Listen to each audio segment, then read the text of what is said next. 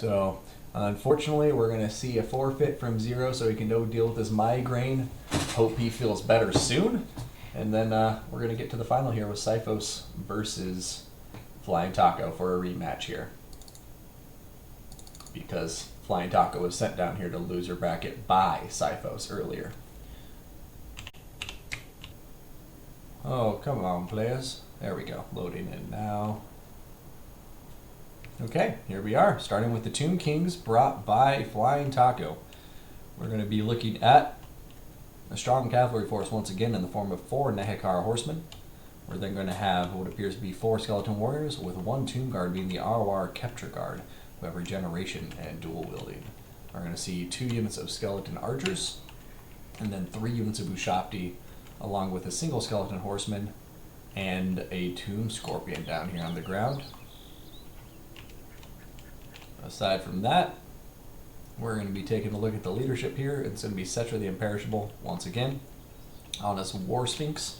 I'm going to have the same loadout as usual. Newer's Incantation of Protection, Jaff's Incantation of Cursed Blades, and that is it.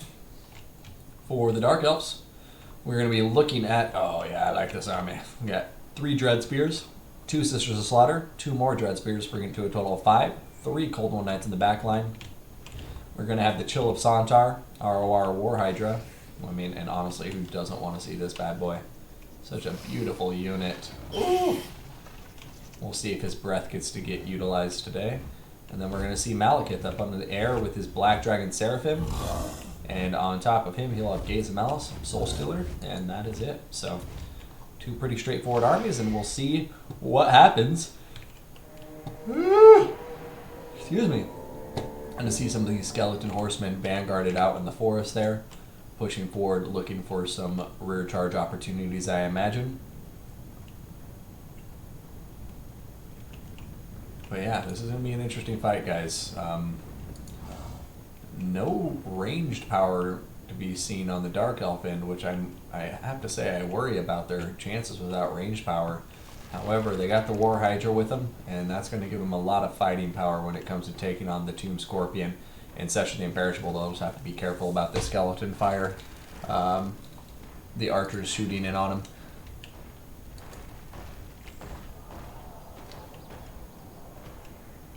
Infantry engagement should be pretty straightforward, though. And by straightforward, I mean Tomb Kings dying miserably against the Sisters of Slaughter.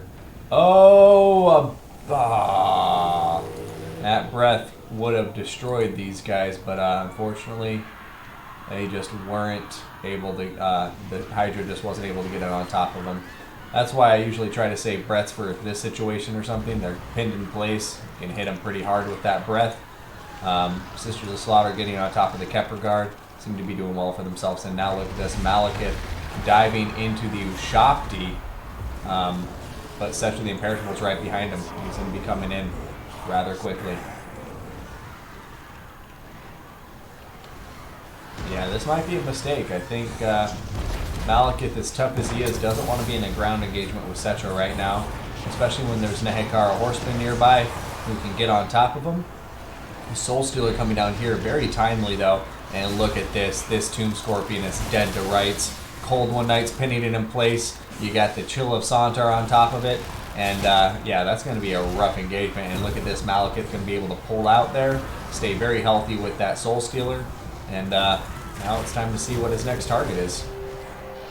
Alright, yeah, Tomb Scorpion has been dealt with. A very nice win for the Dark Elves in this fight. But the archers are continuing to lay in a ton of fire on top of the Chill of Santar. I like how reserved our Tomb King player is being with this Nehekar horseman right now. Only sending forward the bare minimum for what he needs to take out these elite Dark Elf units. Getting a nice rear charge, shutting down those Dread Spears. And yeah, Tomb King is looking pretty strong right now. However, the Dark Elves have gotten around the flank with some Dread Spears, and that's going to be a problem for sure. Now we also see these Cold One Knights getting around into the back line, shutting down these archers from firing. But yeah, close game right now. Balance of power just slightly in favor of the Tomb Kings.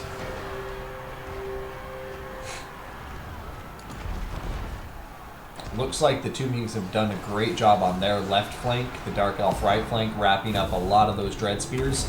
They're protecting their backlines well with the Nehekara Horsemen, but the Tomb King right flank, aka the Dark Elf left, has done a good job of getting into the backlines here, getting some Dread Spears on top of these Nehekara Horsemen, compromising the bows.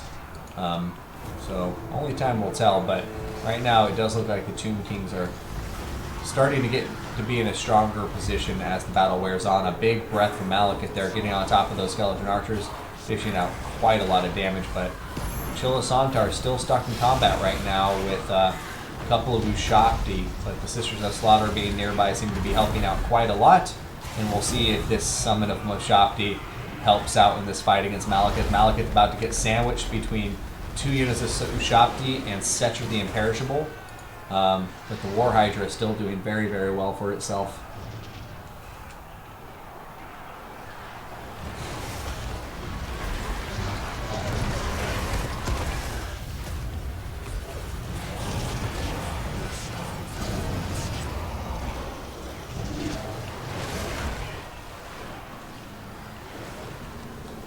Yeah, right now, I mean, it's looking pretty Tomb King favored as far as I'm concerned. The Kepler Guard is taking care of these Sisters of Slaughter. These Sisters of Slaughter are being handled by some Nehekara Horsemen. The Chilasantar is doing a good job killing off a lot of these Ushakti, and he does have regeneration, so I think that's going to be a pretty important piece to this Tomb King army as the battle wears on. But there goes a Soul Stealer, and Malekith is going to get so much value from that Soul Stealer, popping down on top of 2 Ushakti Nehekara Horsemen, as well as Setra the Imperishable. And yeah, you know, Malekith definitely taking a beating, but that cast really, really helped him a lot there. Oh, now he's going to get back up in the air, and you know, looking across the field of battle, though, the Tomb Kings just need to focus on cleaning up this infantry, which they're doing an admirable job of. And I would argue they don't want to let the pressure off of the Chilasantar. You do not want regeneration coming into play when it's so powerful in the late game.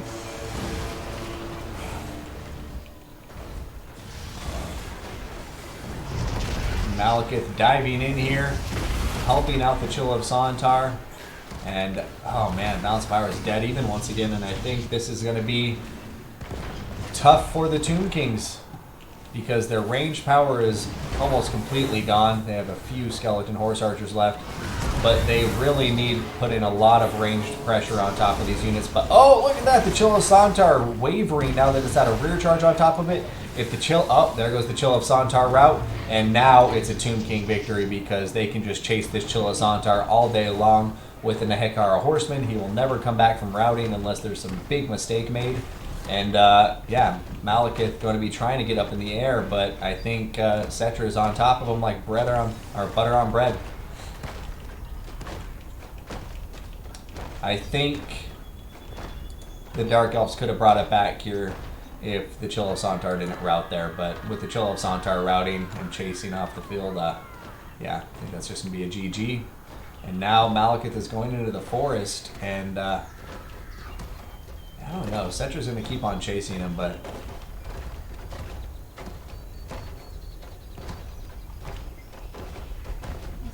hey Setra, do you just want to go on a walk with me? Says Malekith. Let's just go into the forest, have a lovely walk through the woods.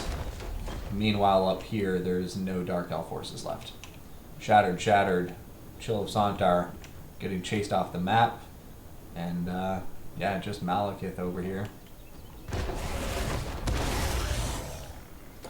And at this point, Malekith may as well just turn around and fight, because he's just taking rear damage and having a hard time escaping. Oh, this is his break! He's going to be able to get away now.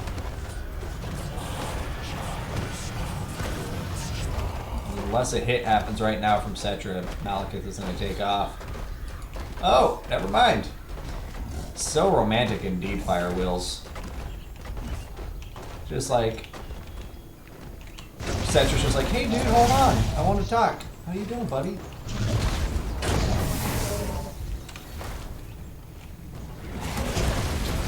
Ushakti backup incoming.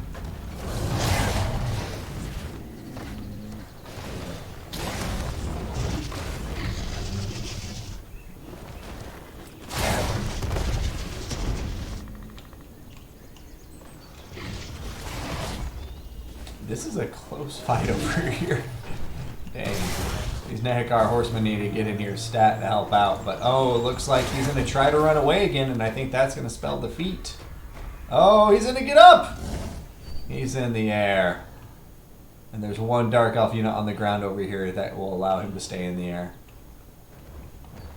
Chilasantar is still alive, but routing over here. Oh boy, oh boy, oh boy.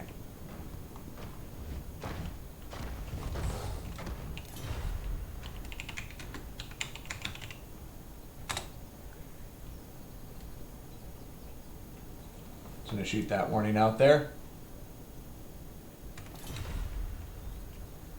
Because right now he is not attacking. I know he's bringing his spears up. But can't just stay up there. Ooh, big breath coming in. Gonna do quite a lot of damage to the skeleton warriors there. But yeah, I think at this point it's just gonna be a GG. Oh, without units on the ground, army loss is kicking in. And GG. So first game going to Flying Taco, everybody. Xiphos DQ, please. Oh man. There you have it. I'm going to see a good victory. Flying Taco getting a sweet, sweet revenge and defeating the Dark Elves that had dispatched him earlier in the tournament. And yeah, I just think the Chilasantar there, as cool as it is, maybe not as good as his initial army there that had more repeater crossbows. I think the repeater crossbows would have been very useful there.